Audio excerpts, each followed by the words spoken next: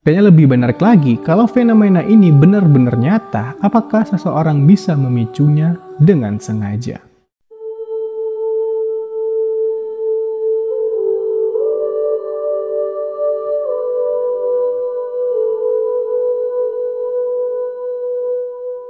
Assalamualaikum warahmatullahi wabarakatuh. Yokosomina, balik lagi. Ini Kato. Di sini tempat gue akan berbagi cerita, berbagi pengalaman mistis, berbagi hal-hal unik lah atau fakta-fakta yang sebelumnya belum kalian ketahui.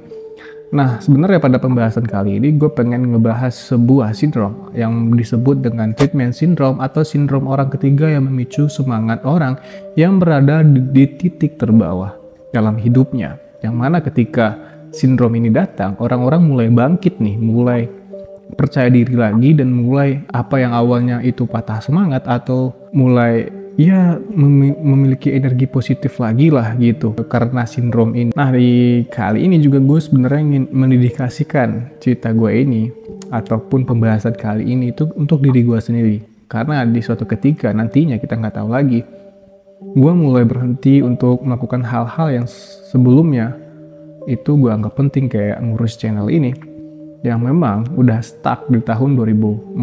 Sebenarnya stucknya itu di tahun 2019, gak ada perkembangan sama sekali sampai akhirnya gue memutuskan untuk storytelling kayak gini di tahun 2020-an dan tetap aja stuck kayak gini ya.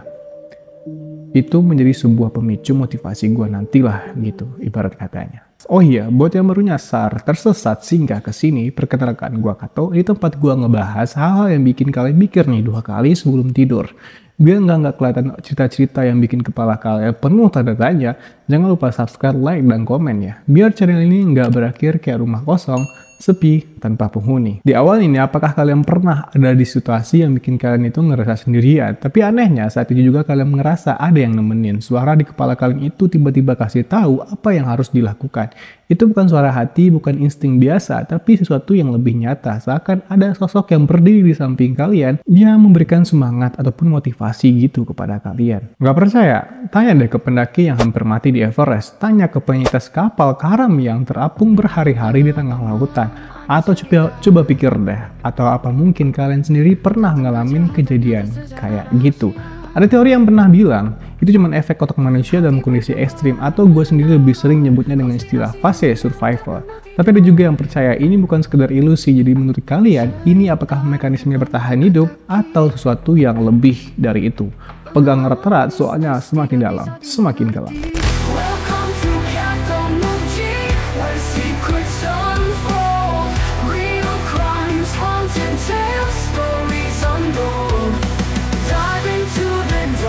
Let the truth be shown. Katomuji, the place where mysteries are known.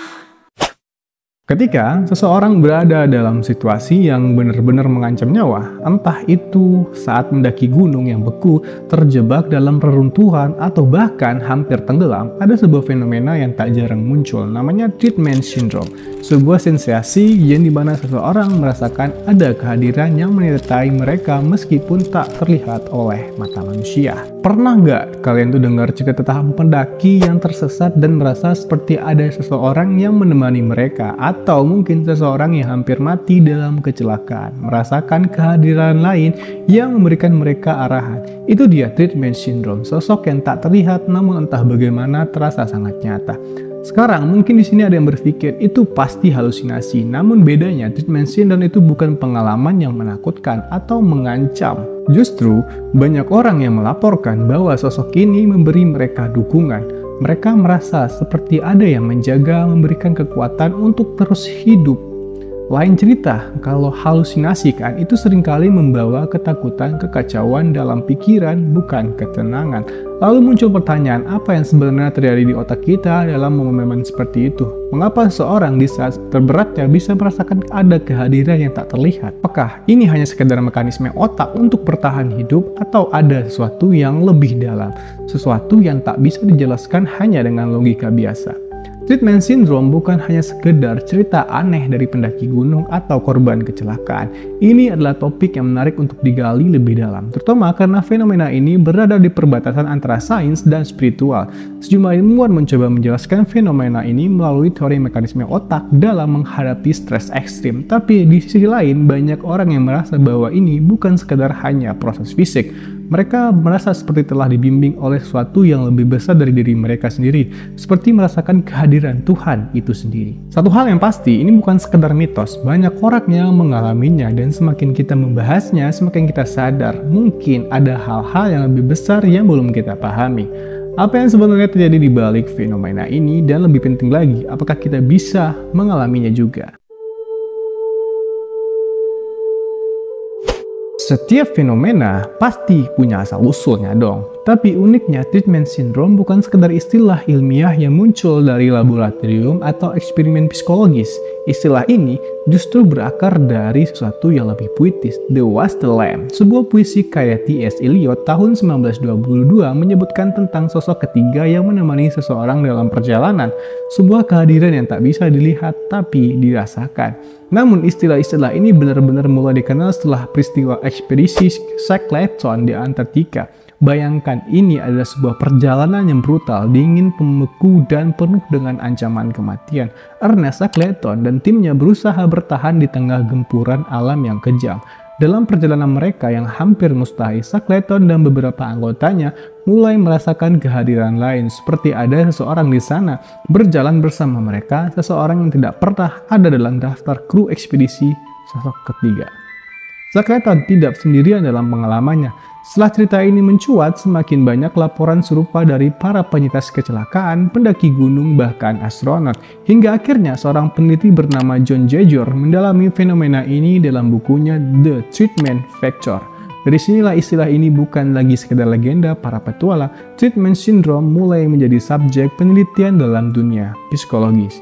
Tapi pertanyaannya, kenapa istilah ini masih bertahan sampai sekarang? Kenapa semakin banyak orang yang melaporkan fenomena ini? Jawabannya sederhana, karena ini adalah pengalaman yang nyata bagi mereka yang mengalaminya. Tidak peduli seberapa skeptis seseorang, ketika berada di ambang batas antara hidup dan mati, sesuatu terjadi dalam pikiran manusia. Otak kita dalam kondisi ekstrim bisa menciptakan mekanisme bertahan yang luar biasa. Tapi apakah ini hanya kerja otak, atau ada sesuatu yang lebih besar menyertai manusia di saat-saat tergelap mereka? Nah, seperti yang gue bilang tadi nih, fenomena ini membuka pertanyaan besar tentang batas antara realitas dan persepsi manusia. Jika semakin banyak orang yang mengalaminya, mungkinkah ini bukan hanya sekedar reaksi psikologis? Apakah sosok ketiga ini benar-benar ada di luar kesadaran kita? Dan yang lebih benar lagi, kalau fenomena ini benar-benar nyata, apakah seseorang bisa memicunya dengan sengaja?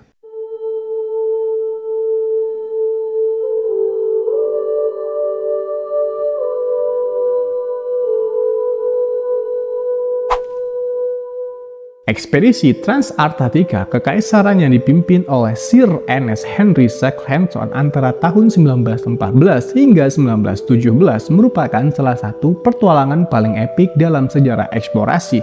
Meskipun tujuan utama ekspedisi ini tidak tercapai, kisah keberanian, ketahanan, dan kepemimpinan yang ditunjukkan oleh Shackleton dan krunya tetap menjadi inspirasi hingga kini. Ernest Henry Shackleton lahir pada 15 Februari 1874 di Kilkea, County Kildare, Irlandia. Sebagai anak kedua dari 10 bersaudara, keluarganya pindah ke London pada tahun 1884. Shackleton menempuh pendidikan di Dulwich College sebelum bergabung dengan Angkatan Laut Pedagang pada usia 16 tahun yang membawanya berlayar ke berbagai penjuru dunia. Pengalaman maritimnya yang luas membentuk dasar bagi karir eksplorasi kutubnya di masa depan.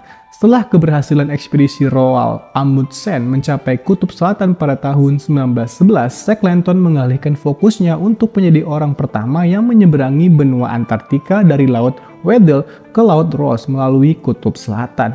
Meskipun menghadapi skeptisme dan kurangnya dukungan resmi, Shackleton berhasil menggalang dana secara pribadi. Donatur utamanya termasuk pengusaha Skotlandia. Sir James Kerr yang menyumbang sekitar 24.000 euro, serta Donald Corey dan pemerintah Inggris yang masing-masing memberikan kontribusi signifikan. Ekspedisi ini terdiri dari dua kelompok utama. Yang pertama, tim laut Weddell dipimpin oleh Shackleton sendiri. Tim ini berangkat dengan kapal Endurance untuk memulai penyeberangan benua. Yang kedua, tim laut Ross bertugas menyiapkan depot pembekalan di sisi seberang benua untuk mendukung perjalanan tim utama. Beberapa anggota kunci dari tim Endurance meliputi Frank Worsley sebagai kapten kapal Endurance, seorang navigator ulung yang kemudian memainkan peran penting dalam penyelamatan kru. Frank Weil, wakil komandan ekspedisi yang sebelumnya telah berpartisipasi dalam ekspedisi Antartika lainnya. Yang ketiga, George Marston, seniman resmi ekspedisi, bertugas mendokumentasikan perjalanan melalui lukisan dan sketsa. Dr. Alexander McLean dan Dr. James McLaury, dua dokter yang bertanggung jawab atas kesehatan para kru selama ekspedisi. Yang terakhir, Frank Halley adalah seorang fotografer dan sinematografi yang mendokumentasikan ekspedisi melalui foto dan film, memberikan catatan visual berharga tentang perjalanan mereka. Kapal Endurance berangkat dari Inggris pada Agustus 1914, tepat saat Perang Dunia Pertama pecah. Setelah singgah di beberapa pelabuhan, mereka mencapai Georgia Selatan pada November 1914 untuk mengisi pembekalan dan mendapatkan informasi cuaca. Pada Desember 1914, mereka melanjutkan perjalanan menuju Laut Weddell. Namun, pada Januari 1915, Endurance terjebak dalam es padat di Laut Weddell, menghentikan kemajuan mereka. Selama berbulan-bulan, kapal tersebut terjebak dan hanyut bersama es hingga akhirnya pada Oktober 1915, tekanan es menghancurkan lambung kapal, menyebabkan Endurance tenggelam pada 21 November 1915. Setelah kehilangan kapal, Shackleton dan 27 anggota krunya terdapat di atas es yang mengapung. Mereka bertahan hidup dengan berburu anjing laut dan penguin sambil menunggu es mencair. Pada April 1916, mereka menggunakan 3 skoci yang diselamatkan dari Endurance untuk berlayar menuju Pulau Elephant, sebuah pulau terpencil dan tidak berpenghuni. Menyadari bahwa peluang diselamatkan dari Pulau Elephant sangat kecil, Shackleton memutuskan untuk mencari bantuan. Bersama 5 anggota kru lainnya, Frank Worsley, Tom Cream, Timothy McCarthy, Harry Macnish, dan John Vincent, Shackleton berlayar sejauh 1.300 km melintasi Samudra Selatan yang ganas menggunakan sekoci James Kerr menuju Georgia Selatan. Perjalanan ini yang dimulai pada 24 April 1916 berlangsung selama 16 hari dan diakui sebagai salah satu pencapaian navigasi terbesar dalam sejarah. Setelah tiba di pantai yang salah di Georgia Selatan pada 10 Mei 1916, mereka menghadapi tantangan yang luar biasa guys. Menyeberangi gunung dan gletser tanpa peralatan pendakian peta atau perlengkapan yang memadai. Selama 36 jam tanpa henti, mereka berjalan dalam kondisi ekstrim, tanpa tidur, hampir tidak ada makanan dan menghadapi suhu yang membekukan. Di momen inilah, Shackleton kemudian mengaku bahwa ia dan rekan-rekannya merasakan kehadiran orang ketiga yang tak terlihat, seolah ada sosok lain yang berjalan bersama mereka dan memberi mereka kekuatan. Shackleton sendiri tidak pernah menyebutkan fenomena ini secara rinci dalam laporannya, tetapi dalam memorinya di South, ia menyebutkan bahwa selama perjalanan itu mereka merasa ada seseorang lagi yang menemani mereka. Fenomena inilah yang mereka kenal sebagai treatment syndrome, di mana individu yang berada dalam kondisi bertahan hidup ekstrim merasakan kehadiran sosok yang memberikan dukungan emosional atau bimbingan. Shackleton pun meskipun tidak bersifat mistis, percaya bahwa kehadiran orang ketiga ini membantu mereka tetap bertahan dan akhirnya mencapai Stromness, tempat mereka bisa mencari pertolongan. Di momen ini mereka benar-benar dalam kondisi frustasi, putus asa tanpa harapan, kelelahan, kelaparan, dan serangan cuaca ekstrim termasuk di sana, tetapi entah kekuatan dan dorongan bisikan positif dari mana yang membuat mereka tetap melanjutkannya dan enggan untuk menyerah. Dari sana, mereka mengatur misi penyelamatan untuk anggota kru yang tersisa di Pulau Elephant. Setelah beberapa upaya yang gagal karena kondisi es dan cuaca buruk, pada 30 Agustus 1916, semua kru anggota yang tersisa berhasil diselamatkan tanpa kehilangan satu nyawa pun. Gimana menurut kalian guys, cerita dari si Shackleton ini? Nah, selain dari Sir James Shackleton, ada lagi nih kisah kedua tentang treatment syndrome.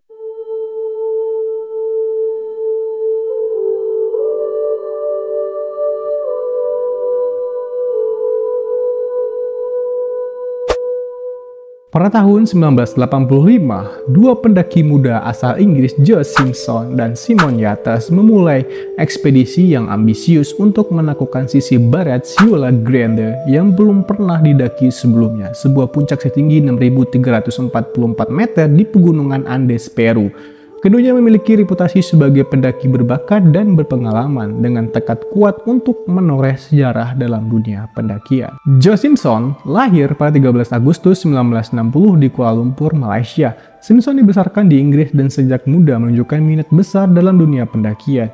Ia dikenal karena keberaniannya menghadapi tantangan alam yang ekstrim. Simon Yates sebagai rekan pendakian Simpson. Yates juga memiliki rekam jejak yang mengesankan dalam ekspedisi gunung. Keduanya telah membangun kemitraan yang solid, didasarkan pada kepercayaan dan pemahaman mendalam tentang kemampuan masing-masing. Perjalanan menuju puncak Sciula Grande berlangsung selama 3,5 hari, di mana mereka menghadapi medan yang sulit dan cuaca yang tidak menentu. Namun, semangat dan determinasi membawa mereka mencapai puncak, menandai keberhasilannya besar dalam ekspedisi ini. Kegembiraan tersebut sayangnya berumur pendek, karena tantangan sebenarnya menanti dalam perjalanan turun. Saat menuruni pegunungan utara, tragedi menimpa mereka. Simpson terpeleset dari tebing es dan mendarat dengan posisi yang menyebabkan patah tulang kaki kanan yang sangat parah. Dalam situasi darurat di ketinggian tersebut, keputusan cepat harus diambil. Yates memutuskan untuk menurunkan Simpson secara bertahap menggunakan tali sepanjang 45 meter. Metode ini memungkinkan mereka bergerak turun, meskipun dengan sangat lambat dan berisiko tinggi. Namun dalam kondisi cuaca memburuk dan komunikasi yang terbatas, Yates tanpa sengaja menurunkan Simpson ke tebing es tanpa pijakan. Simpson tergantung tanpa bisa naik kembali atau memberitahu Yates tentang posisinya. Setelah menahan beban selama lebih dari 1,5 jam dan merasa posisinya terancam, Yates membuat keputusan sulit untuk memotong tali yang menghubungkan mereka, menyebabkan Simpson terperangkap dalam kegelapan dan dinginnya celah es. Simpson menghadapi kenyataan pahit bahwa peluang selamat sangat tipis. Namun, dorongan untuk bertahan hidup memotivasinya untuk mencari jalan keluar. Dengan usaha keras, ia menemukan jalur menuju permukaan gletser. Dalam kondisi kaki yang patah, dehidrasi, dan kelelahan ekstrim, Simpson mulai perjalanan yang hampir mustahil kembali ke base camp. Selama 3 hari berikutnya, ia merangkak dan melompat dengan satu kaki. Simpson menempuh jarak sekitar 8 km melintasi gletser dan medan berbatu. Pada titik inilah ia mengalami fenomena yang dikenal sebagai treatment syndrome. Simpson mendengar suara yang jelas dan sangat tegas, memberikan arahan dan dorongan untuk terus bergerak. Dalam bukunya Touching the Void, Simpson menulis, "Suara itu bersih, tajam, dan memerintah. Itu selalu benar dan saya mendengarkannya ketika ia berbicara dan bertindak sesuai dengan keputusannya." Suara misterius ini memberinya instruksi spesifik seperti menetapkan target waktu untuk mencapai titik tertentu yang membantu menjaga fokus dan semangatnya untuk bertahan hidup. Pada akhirnya, Simpson berhasil mencapai base camp hanya beberapa jam sebelum Yates dan anggota tim lainnya berencana meninggalkan lokasi. Menganggapnya telah tiada. Kepulangannya yang tak terduga mengejutkan semua orang dan menjadi bukti nyata ketahanan manusia dalam menghadapi situasi paling genting. Pengalaman mendekati kematian ini meninggalkan dampak psikologis yang mendalam bagi Simpson. Ia merenungkan tentang kekuatan pikiran bawah sadar dan bagaimana otak manusia dapat menciptakan mekanisme bertahan hidup yang luar biasa dalam situasi ekstrim. Fenomena treatment syndrome yang dialaminya menjadi salah satu contoh paling terkenal dari bagaimana manusia diambang keputusasaan dapat menemukan kekuatan dari sumber yang tak terduga. Kisah Josh Simpson dan Simon Yates di Sciula Grande bukan hanya tentang petualangan dan bahaya pendakian gunung, tapi juga tentang ketahanan, pengorbanan, dan kompleksitas keputusan manusia dalam situasi hidup dan mati. Pengalaman mereka mengajarkan kita tentang pentingnya harapan, kekuatan mental, dan bagaimana bahkan dalam kegelapan terdalam, sececah suara baik, nyata, maupun imajinasi dapat menjadi penyelamat yang sangat nyata.